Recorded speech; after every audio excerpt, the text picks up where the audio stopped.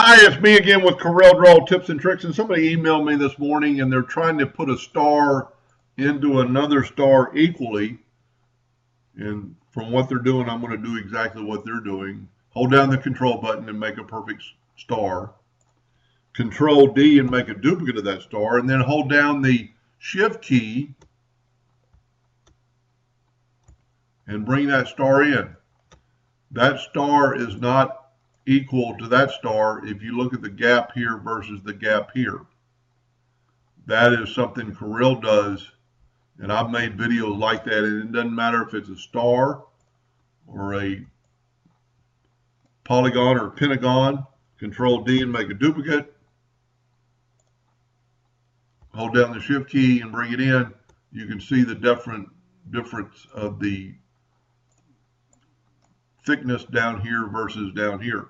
So I made a video about this probably a year ago or more, how to do this. So there's really two ways to do this. One of them would be to take your star and make it a six-sided star and then hit P and put it in the center of the page. Take your other star, make it a six or four. It's got to be an even number.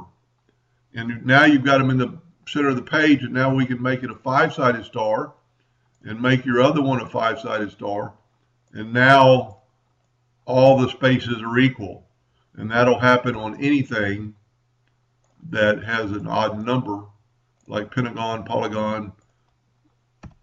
But the other way to do it would be to take your star. In this way, I would think you'd have a little bit more control. We're going to hit P and put it in the center of the page, and you see how it moved, because the other one was for the six-sided star. We're going to go to Effects and go to Contour, and we're going to contour it a half of an inch to the inside. Now everything is equal. Now you would need to, if you want that to be a hairline, it's still a hairline if you were going to cut that out. I think that's what their plan is.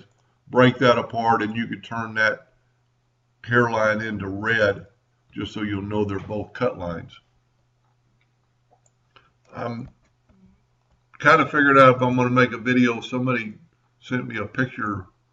They're starting a compass. They wanted a circle with points, and I kind of came up with this, and I thought I'd show how I made that.